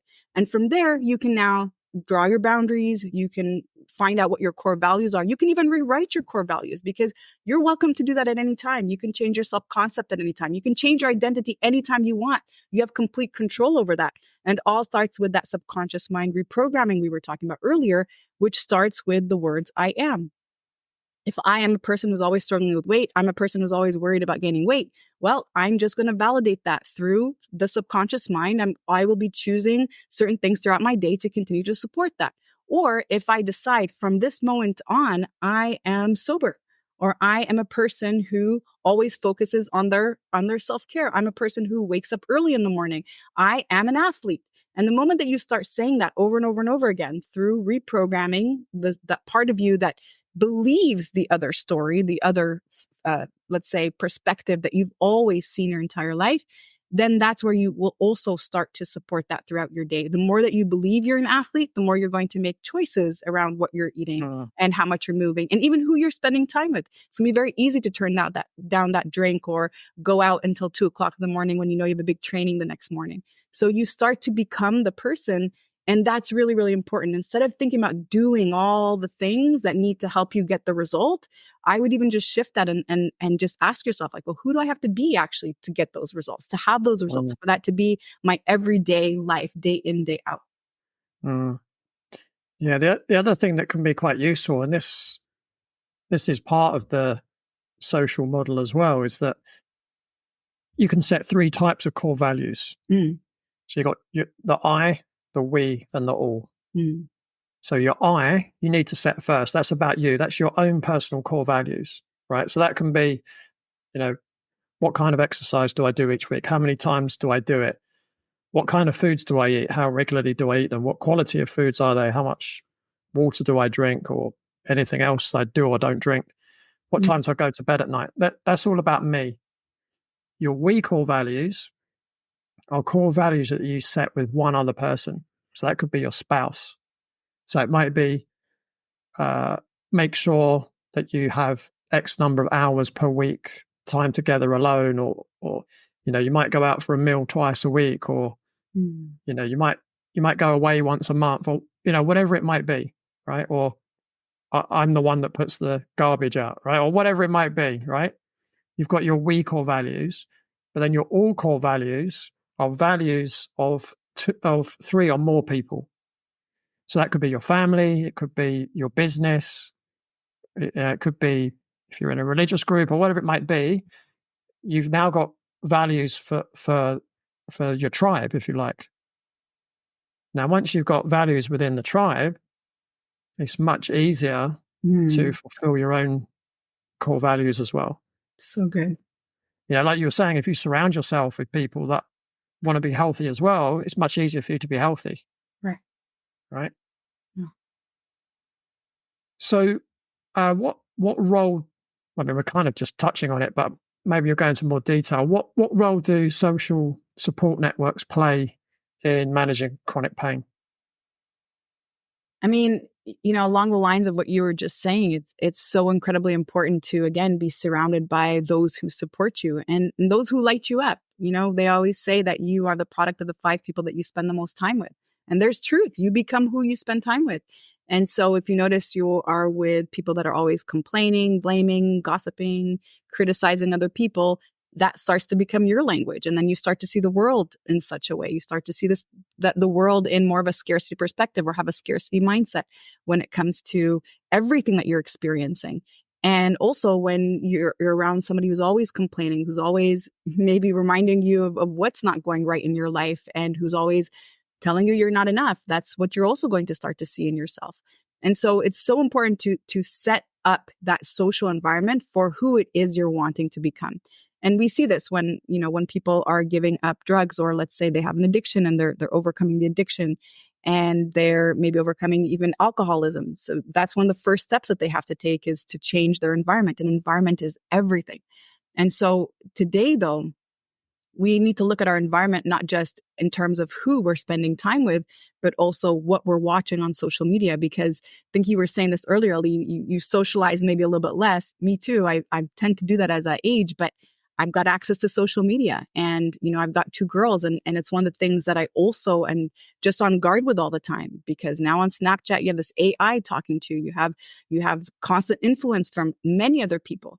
And the thing is about the algorithms is that they start to pick up what you like to do and what you like to watch. And then they give you more of that, making you feel like that's all that's out there. So if I'm just watching things about keto diet, oh my goodness, next time I go on, everything's about the keto diet, keto recipes, keto people, keto transformations. And that's what I think is the only thing out there now. And so your social environment now is not just who you're spending time with physically, it's also what you're getting from media and what you're getting from the news and what you're getting from information. And again, it becomes so triggering. So if we come back to that conversation around the nervous system, and we're constantly triggering the nervous system to protection mode. So either through conversations we're having in person with somebody who's not making us feel enough, who's constantly complaining, who's always talking about the problems of the world and the interest rates and what's going on in elections and politics and all these things. And that's all we listen to. And then on top of that, we're on social media listening to all the things that are worrying us or making us feel like we're not enough or comparing ourselves to other people. We're constantly triggering that nervous system state. When we're in protection mode, then the importance becomes to the muscle tissue. So anytime you're in sympathetic nervous state dominance, the importance of the body goes to the extremities so that it helps you prepare to run, to flee, to be able to take action when you need to. And then less important to the immune system and less important to that body's ability to heal itself and for autophagy to happen. And so the more, again, through your social environment, you are triggering that part of the nervous system, you're taking away that opportunity to heal. You're reducing that capacity to heal. And then let's throw in sleep, because this is really important too. And sleep is that opportunity for us to get really good recovery. And it's not just about the hours of sleep that we get, it's about the quality of the sleep that we get. How many hours of those were actually restful? And were we actually able to feel fully rested? If we're waking up often to go pee, or if we're constantly being awakened by light, or we were watching media up until the last moment when we fell asleep, or we've got a lot of things going on and we're not unwinding well enough at the end of the day, then this starts to also create a stressful environment for the body. And so again, it's so interesting because all of our conversation here, I feel like we talked about the biological part like this much, and then we're talking about everything else and giving it way more importance, because coming back to that definition of diet, if we can broaden that out and start to really address all the things in our lives that are creating that stress, that are really triggering protection mode, then we can start to make serious changes that have a lot of impact, especially when we're talking about how we require our body, our nervous system to be in safety mode or parasympathetic nervous state for the healing to actually take place. Mm. Yeah, it's interesting. As you were saying that, I was also thinking about people that watch the mainstream news as well, right? Because again, that's for some people, certainly for the older generation, and probably even my generation, although not me, it's the culture that you watch the mainstream news, right? And sadly, people actually believe what they're being told. And what are they being told? oh, you're going to die, you're going to die, you're going to die, right? Oh, it's disaster, it's disaster, disaster. It's wars, it's global boiling, it's the latest virus that's going to kill you, right? And what does that do? That just triggers your fight and flight response. Exactly. Yeah. Interesting. So how can biological factors be targeted in the treatment of chronic pain?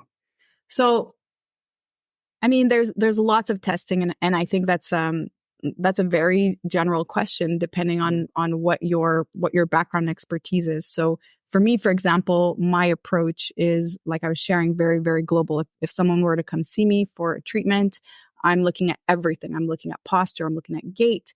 I am getting that rapport in the beginning just to even understand what's going on in their life. But then I start to see where their hips are sitting. So I start to look at where their spine is also sitting. And the way that we do that in osteopathy is we look at the body in terms of spheres. You have a cranial sphere, you have a thoracic sphere, you have a pelvic sphere, and these are your three supportive spheres. So these are more the spheres that are going to be weight bearing. And then the other two, the cervical and the lumbar, are adaptive. Those are the ones that would move around. And generally they're the ones that also kind of pick up the weight for everything else when the posture is off.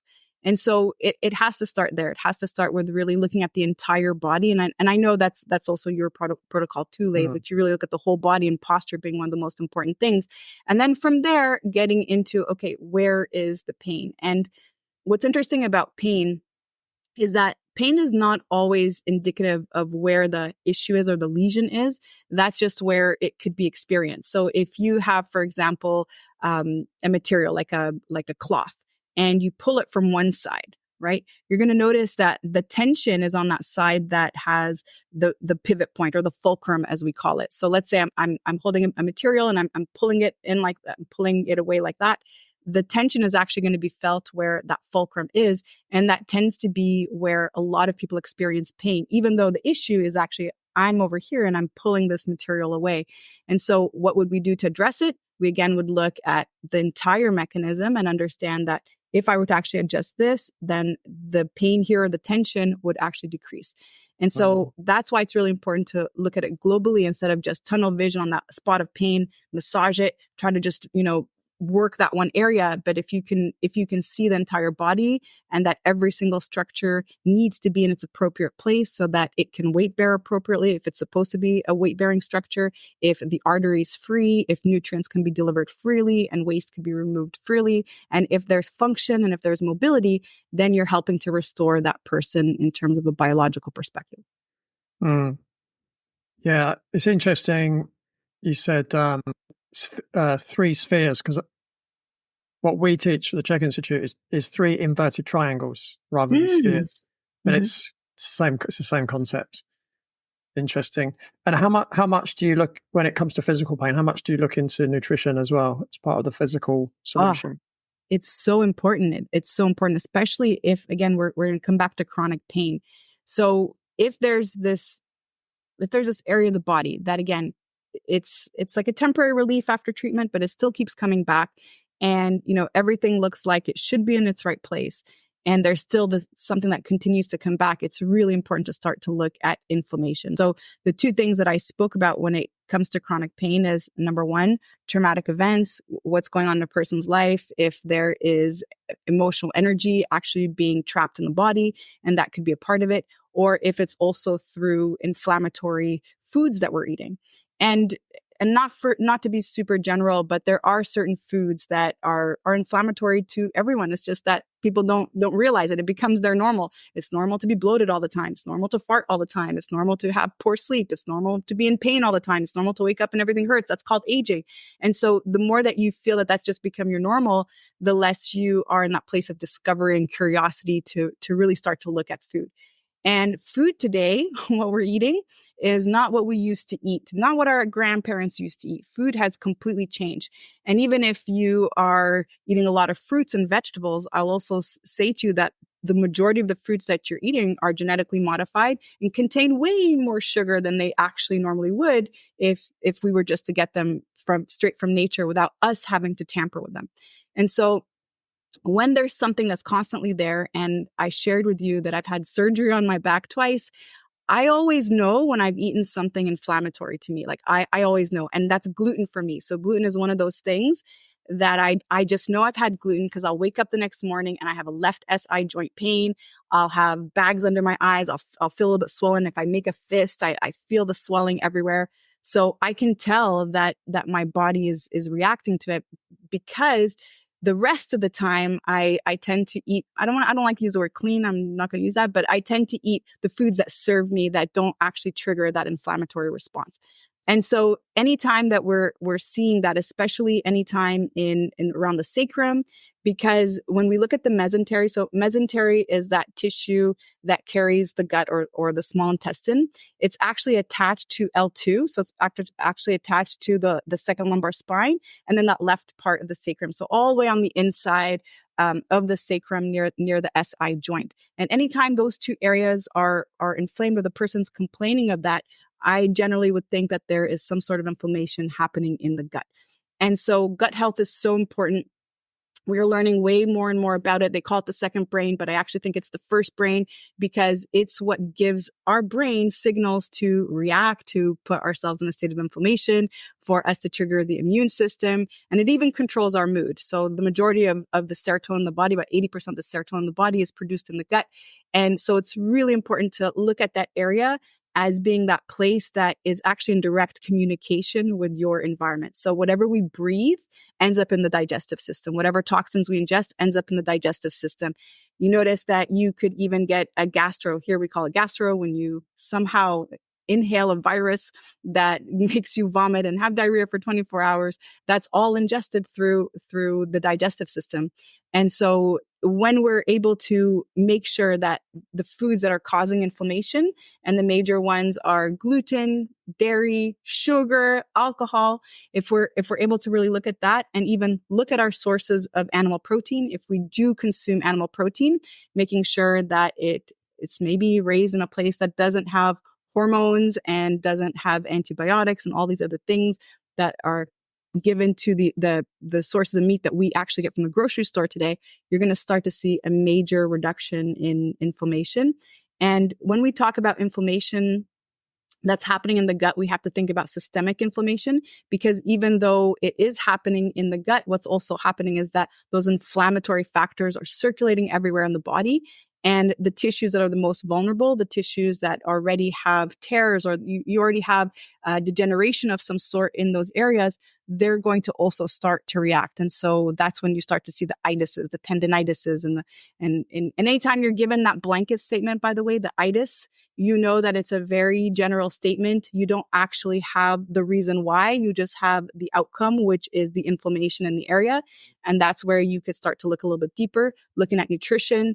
And if there's no inflammatory substances, if you already eat a diet where you don't have a lot of sugar and alcohol and you don't eat the gluten, you don't eat all these things, and you're noticing that it's always still there, then again, look into the psychological components. Let's look at trauma. Let's see what else is there.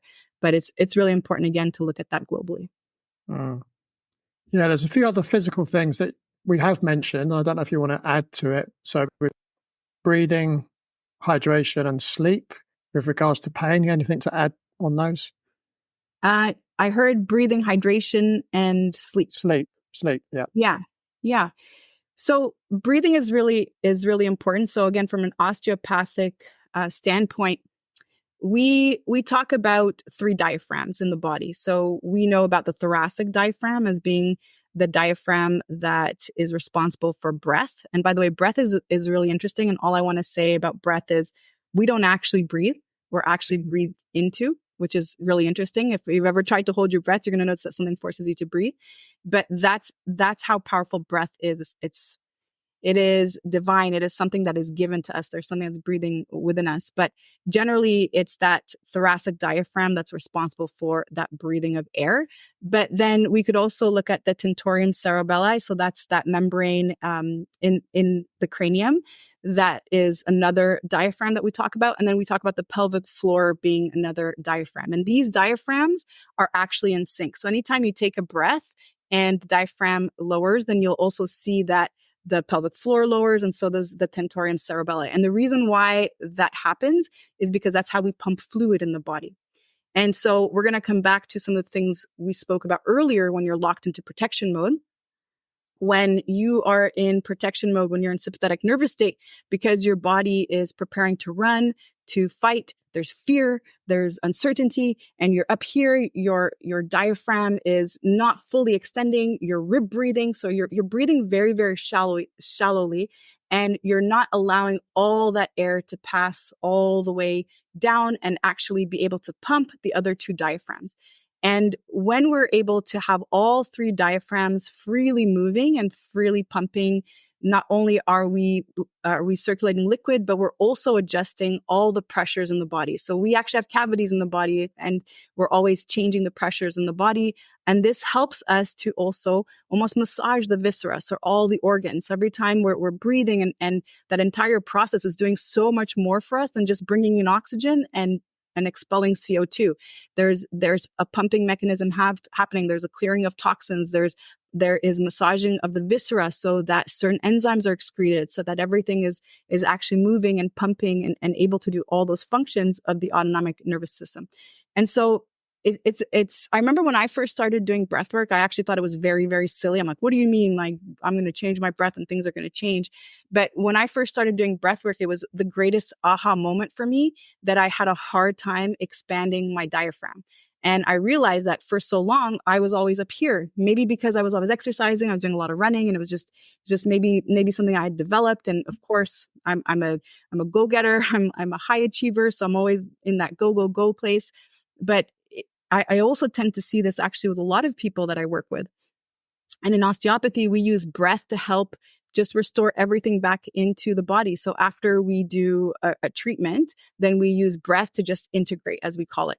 And so when I notice I'm giving somebody an exercise, and normally I'll have them place a hand on their chest, a hand on their belly button, inhaling, pushing through that lower hand, through the navel area. And then as they continue to inhale, drive up through the ribs, and then exhale, finish it up at the top, and then slowly release this, but keep that bottom hand. Don't let that bottom hand move.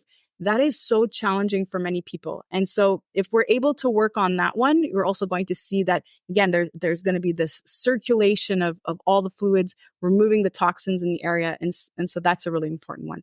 I think the second thing you asked was about hydration. Mm-hmm. Yeah. And hydration also, there's, again, blanket statements about you should have 2 liters of water every single day. But I'll say that this is also very much dependent on your diet. So if you are eating a diet that is full of foods that already contain a lot of water, you're hydrating. And actually the best form of hydration is through your food and not just through water alone, because through that process of digestion and just breaking down the food, when you're eating foods such as fruits and vegetables that have a lot of water in them, things that are not dry, things that are not processed, none of that man-made food, when you're actually eating God-made food, then there's already a lot of hydration in that food. And so I wouldn't say use those, 2 liters as your marker. I would say use your energy levels as your marker. Use also the color of your urine as your marker. Use that mid-afternoon lull as your marker. So when you tend to get really tired in the afternoon, or you also tend to have a lot of sugar cravings, those could also be signs that you're actually needing more water. And so try as much as you can just to monitor that. And then again, through the quality of your food, and then add in however much water you need, because that'll also change throughout the year. That'll also change on your active days. You may have days where you were more active, or it was hot outside, dry and hot, and therefore you need a little bit more water. And there are other days where it's a bit more humid and you weren't as active and maybe you need a little bit less water. So just use that as a marker. And then when it comes to water, I do drink alkaline water, and there's a lot of reasons for that. So alkaline water is essentially a water that's less acidic, and it's a lot cleaner than the water that we would consume from tap. And a lot of studies have also shown that it could help to reverse a lot of the conditions that we see. So whenever we drink non-alkalinated water, we can actually see that the components of our blood are actually becoming goblets, like actually starting to adhere to themselves. But when we start to drink alkaline water, we see things actually in the cells moving freely. And so I've actually seen a major change since I started drinking alkaline water, just in my vitality and my energy, even in my hydration. I feel like it's way easier to hydrate as well. But again, the major source of water that I get is through my food, and then I supplement with actual drinking water. And then Well, yeah, go ahead. so just to add to that, so and again, when it comes to pain, we need to be hydrated Yes. because fascia is mainly water, and Right. so are our intervertebral discs as well. They're mainly water. So if we're dehydrated, those things are going to start drying out. So that's not a good thing. I just want to go back actually, just on breathing. As an osteopath, are you familiar with Leon Chaito? Yes. Yes. Yeah, because obviously he's written a lot. I mean, obviously he's not with us anymore, but Yeah. he's written a lot of papers on breathing pattern disorders and how they can cause pain. You know, it's things like fibromyalgia, etc., Right. which is always really interesting. And then yeah, sleep. Sleep is the last one. Yeah, and sleep is one that we oftentimes overlook or we misunderstand. And unfortunately, when you're in the personal development world or when you're super driven, you may hear things like you don't need anything more than 4 hours of sleep a night and all this stuff. And there's a push to sleep less and sleep is for weak people and all that. And that's absolutely not true. You do need sleep. That's where the magic happens. And if you train a lot, that's also where the magic happens. It's through your recovery, not actually through just your training sessions. That's where the body can rebuild. And that's also where inflammation can be taken care of. So all the things that we were talking about, you need more water to flush out the toxins. And the toxins are the byproducts of inflammation. And the same thing happens when we sleep. So when we sleep, growth hormone is high. It is an opportunity for our body to recover from whatever stresses it had to the date, exercise even being a stress, and anything else that we get from our environment as well being a stress. And so there are a lot of tools right now that can help you monitor good sleep. So anything from an Oura ring or a watch, depending on how comfortable that you want to have it. But also just interference from EMF, some electromagnetic frequency could also interfere with your sleep. And so if you do have the Oura ring or if you do have a watch, you can turn off Wi-Fi. You want to make sure that you don't have a lot of EMF exposure while you sleep. Take all your electronics outside your room, and this will actually also help you get more restful sleep.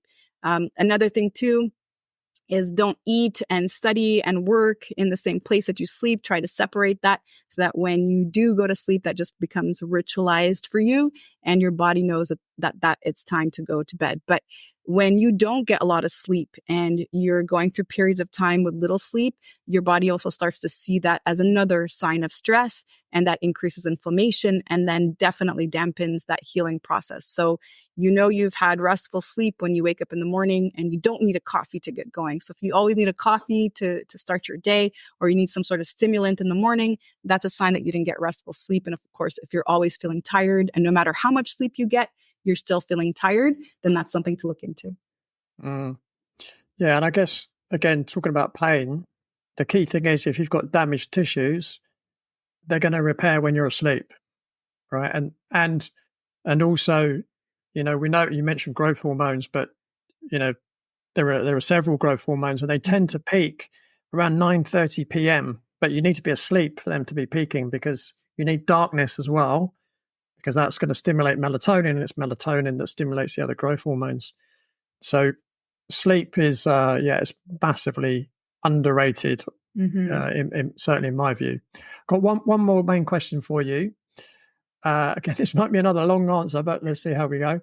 How might psychological interventions be used to alleviate chronic pain symptoms? So I'm going to tread very cautiously here. And I'm going to say that we just have to question if we have been seeing somebody for, 10 years, 15 years, if we've been seeing somebody in that space for many, many years and still noticing that we're still in the same space or maybe even dealing with more things that have come up for us. So I would generally see talk therapy not as being as healing as, for example, hypnotherapy. Hypnotherapy allows us to go into the subconscious mind. So any type of therapy that just calls on the conscious mind to try to make sense of certain things or to try to understand why certain things happen, I tend to see, and this is not, again, absolute, that it's not as powerful as really digging deeper into the subconscious mind where things are stored. And things are stored there with smell and with taste and with touch and with the five senses. And there's a lot that happens through these processes when you're able to pull them up. And so, again, coming back to some of the earlier conversations that we had today, when we're talking about past traumas, when we're talking about limiting beliefs, when we're talking about certain fears that we have, maybe, or that are keeping us from doing the things that we want to do, or when we've had chronic pain, especially in certain areas in the body, that's an opportunity for hypnotherapy to pull that up. And I actually do a lot of hypnotherapy in my practice too. I'm actually a certified hypnotherapist. And so one of the things I'll get people to do as we go into induction and as they become more relaxed is have them even just start to scan the body. And as soon as they go to that area of pain, just connecting with that area of pain and asking it questions. When was the first time that this was felt? What are the emotions that are present there? And sometimes those emotions, remember, can stem from those four. And then we come back to, going a little bit further back in childhood. When was the first time? And how old were you? And what was happening? And it's very interesting to start to see the link. And a lot of times what's coming up is not something that a person would have been able to just pull up during their conscious mind, conscious conversations, just using that conscious part of the brain that's telling them what they think they should be saying in that moment or trying to make sense of what's happening. And so it's a very powerful technique. And I truly believe that if we're able to harness the power of the subconscious mind as we address psychology in general and helping people to overcome chronic pain, it's interesting what the body can share, and the body keeps the score. And I think we've all heard this phrase before. The body keeps the score, and it's certain areas of the body that are still holding on to trauma, that are still holding on to stored energy. And once we identify that, then we can start to send those emotions back home. And we talk about how, for example, fear belongs in the nervous system. I could have fear in my shoulder. I could have fear in my stomach. I could have fear maybe in certain parts of my body because of a traumatic event, and it was locked in there. And so I can send that fear back home to the nervous system. This is all through visualizations and techniques. And of course, this wouldn't be something that would happen in the first session. There's many layers of the onions that we'd have to peel back to get to that place. And if we were talking about anger, right? Anger goes back to the solar plexus. It goes back to the bones. That's where we tend to feel anger. If you notice when you're angry, your jaws, they clench up. You start to make a fist, right? So we start to push sadness also back to the liquids in the body. So the blood and the tissue. And then joy. Well, joy is expressed everywhere. Joy is in the heart. And joy is interesting because even having that association with joy, we always tend to think that something that we don't want or something we want to overcome is stemming from an uncomfortable emotion. But even having that trapped feeling of joy where you are expecting things to always be a certain way, or you're never expecting disappointment, you're always looking for joy. You had a very pleasurable moment in your life, and for the rest of that time that followed, you were always trying to measure up to that exact same moment. So it's also an interesting emotion to look at sometimes when we are getting into those places. Mm. Yeah, I do think it is important to be able to access the subconscious mind. So yeah, it's good. It's good that you're using hypnotherapy. Sherry, this has been really amazing. But what's next for you? Oh, so much. So you spoke about a book, and I want to admit I do have a book or two actually in the back burner that I'd like to release. But the major thing right now that I'm very passionate about is a program called Make Peace with Food, where I help women overcome unwanted eating behavior, emotional eating, stress eating, mindless eating, nighttime snacking through the conversation that we had today. It's really addressing the nervous system and understanding how much influence protection mode has on self-sabotage and the subconscious mind as well. And so it's a beautiful space because, especially being in the health and fitness space, I see a lot of people in the health field who are so clean with their diets, or so stuck with the rules, so rigid with their rules, that actually have a lot of rules, end up suffering also from this exact same thing, which is just feeling uncomfortable around food and having a dysregulated relationship with food. Mm. And where can people find you online? So you can find me on Instagram at Sherry Shaban Fitness. That's the best place. You can send me a message. And if you liked any of the conversations that we had today, I also have a free download for you at makepeaceoffood.com where you can start to address the nervous system in unwanted eating. And do you want to give a shout out to your podcast as well? Yeah, absolutely. And then Fall in Love with Fitness, where Lee's going to be on there soon. We're going to get him on. And Fall in Love with Fitness is really a conversation around how you can fall in love with fitness and fall in love with yourself. And we break down all of the misconceptions around diet, around fitness, all the things that we've been getting from diet culture. We get to address that, and we get to work on the body globally from a biological, psychological, and social perspective as well. Awesome. Sherry, thank you so much for your time today. It's been quite a long episode, but it's been action-packed. And it's just been really great talking to you today. Thank you so much. Likewise. So that's all from Sherry and me for this week. But don't forget to join me, same time, same place, next week on the Radical Health Rebel podcast. Thanks for tuning in. Remember to give the show a rating and a review, and I'll see you next time.